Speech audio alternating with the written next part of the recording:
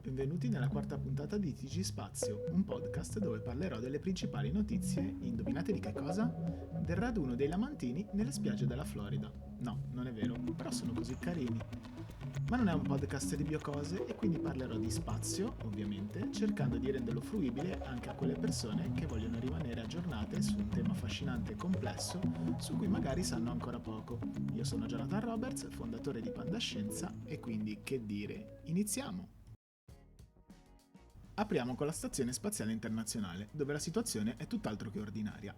NASA e SpaceX hanno deciso di premere sull'acceleratore. Il lancio della missione Crew-12 è stato ufficialmente anticipato all'11 febbraio.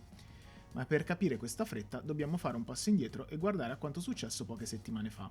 Come ricorderete, il 14 gennaio la missione Crew-11 è rientrata sulla Terra con largo anticipo rispetto alla tabella di marcia. La causa? Un'emergenza medica che ha colpito uno dei membri dell'equipaggio. Non si è trattato di un semplice rientro anticipato, è stata di fatto la prima evacuazione medica d'emergenza nella storia della Stazione Spaziale Internazionale. Sebbene la NASA mantenga il massimo riserbo sui dettagli clinici per proteggere la privacy dell'astronauta coinvolto, l'impatto operativo è stato enorme. Da quel giorno l'ISS è rimasta sguarnita. Attualmente a bordo c'è quello che in gergo si chiama Skeletal Crew, da non confondersi con Skeleton Crew di Star Wars, della quale aspetto con ansia la seconda stagione solo per Neil. They're so weird looking.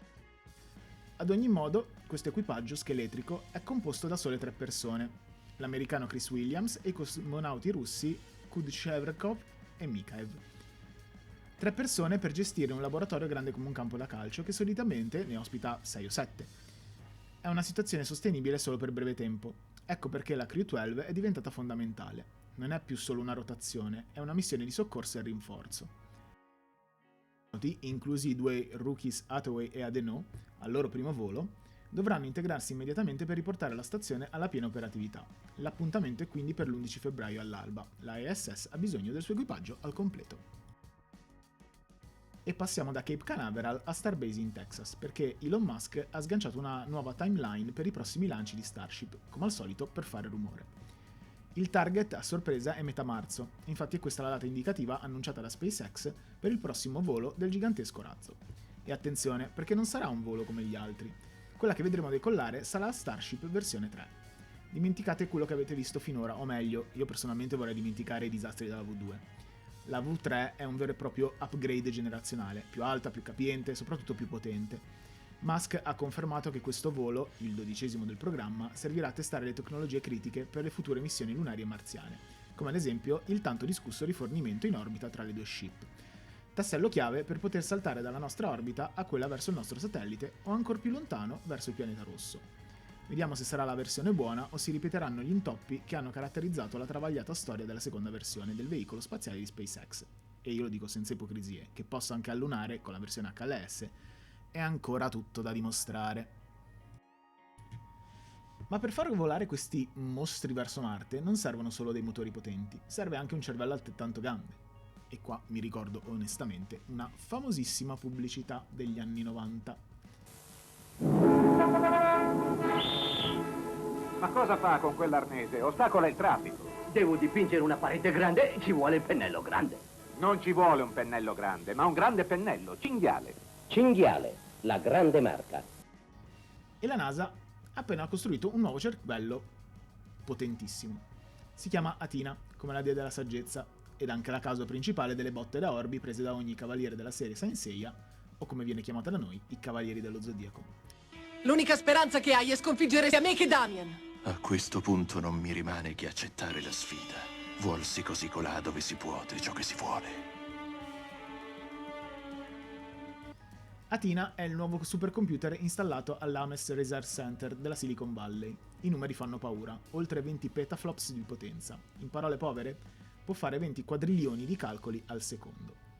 Athena è la macchina più potente ed efficiente che l'agenzia abbia mai avuto. E a cosa servirà? A tutto.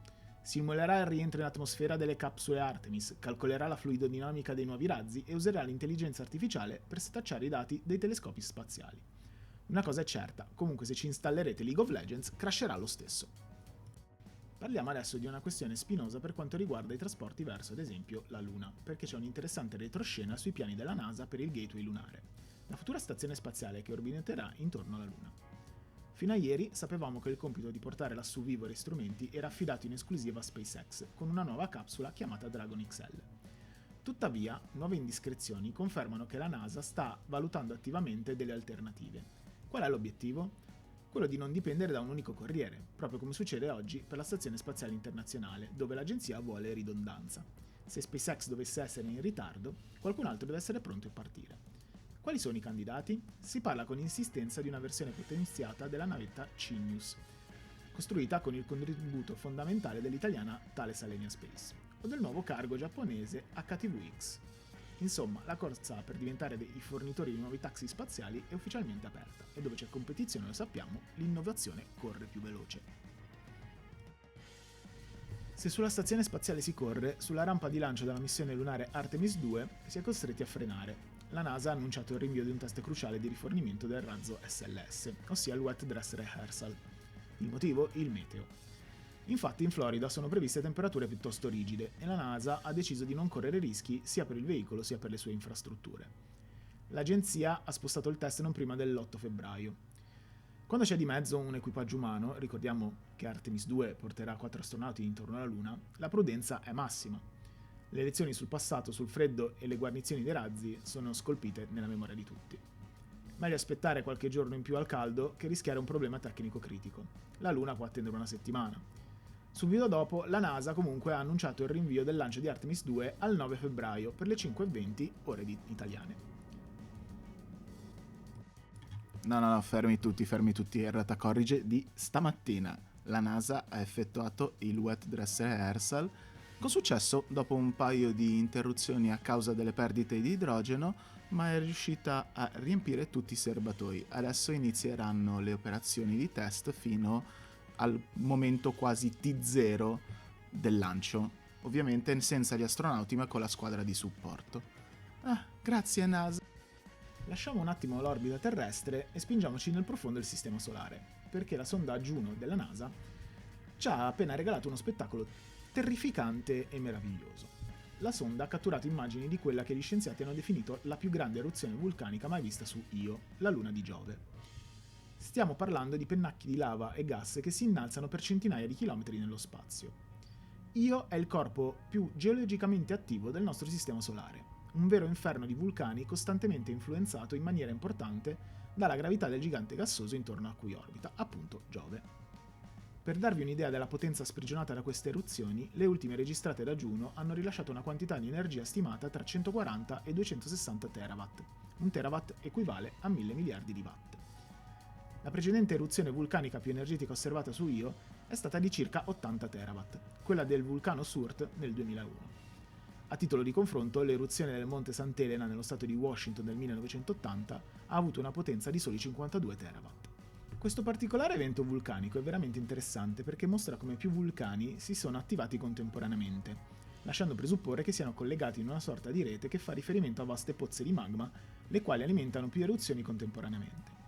Il team di ricerca di Alessandro Mura dell'Istituto Nazionale di Astrofisica suggerisce che il sottosuolo e il mantello di Io potrebbero assomigliare a quella che potremmo definire una spugna piena di magma.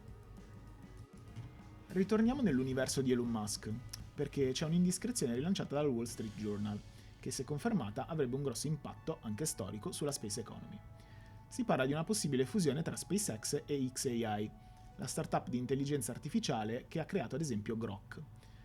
L'obiettivo? Presentarsi agli investitori nel 2026 come un'unica superpotenza tecnologica in vista di una quotazione in borsa.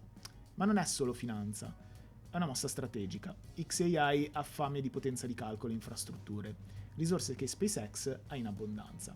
Dall'altra parte, SpaceX ha bisogno di un'AI evoluta per gestire la complessa costellazione di Starlink e per simulare i voli di Starship con una precisione mai vista prima. Quindi, se la fusione andasse in porto, si avrebbe un'accelerazione verso la costruzione di data center in orbita, con Starlink che fornirebbe il collegamento dati e contemporaneamente anche la potenza necessaria a soddisfare le esigenze di una clientela sempre più affamata di supporti in grado di svolgere grandi quantità di calcoli. Questa notizia tra l'altro arriva in un momento in cui la Cina, tramite l'agenzia spaziale CASC, ha annunciato di voler trasferire in orbita la maggior parte dell'infrastruttura necessaria allo sviluppo delle intelligenze artificiali in orbita, con satelliti capaci di generare energia elettrica nell'ordine dei gigawatt. Tutto questo entro il 2030. E visto che stiamo parlando di intelligenza artificiale e supercomputer, spostiamoci su Marte, perché a quanto pare il rover Perseverance si è stancato di aspettare le istruzioni da casa e diciamo che è stato un po' più autonomo. La NASA ha annunciato che il rover ha completato con successo le sue prime guide pianificate interamente dall'intelligenza artificiale, senza alcun aiuto umano. È successo l'8 e il 10 dicembre. Il team del JPL ha lasciato le redini a un'IA generativa capace di analizzare il terreno e tracciare una rotta sicura in autonomia. Dovete considerare che guidare su Marte non è come giocare alla PlayStation. Con una distanza media di 225 milioni di chilometri, il segnale impiega una quarantina di minuti tra andata e ritorno.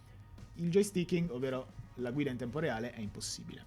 Fino a ieri i piloti umani dovevano studiare le foto e piazzare dei punti di passaggio ogni 100 metri circa per evitare che il rover finisse in un fosso.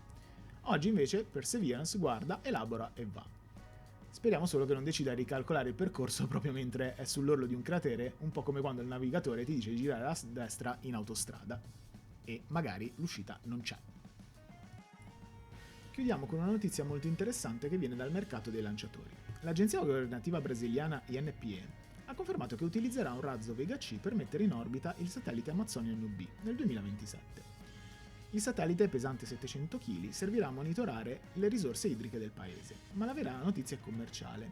INPE infatti ha girato un contatto diretto col costruttore Avio, preferendo affidarsi a un intermediario, il broker statunitense Space Launch. Il valore dell'operazione si aggira sui 35 milioni di dollari. Questo accordo arriva in un momento cruciale per Avio, che sta finalizzando il passaggio di consegne da Arianespace per assumere il pieno controllo della commercializzazione e delle operazioni di lancio del Vega C dalla Guyana francese. Per oggi è tutto. Ricordatevi, se volete, di lasciare un like e di iscrivervi al canale. Alla prossima settimana!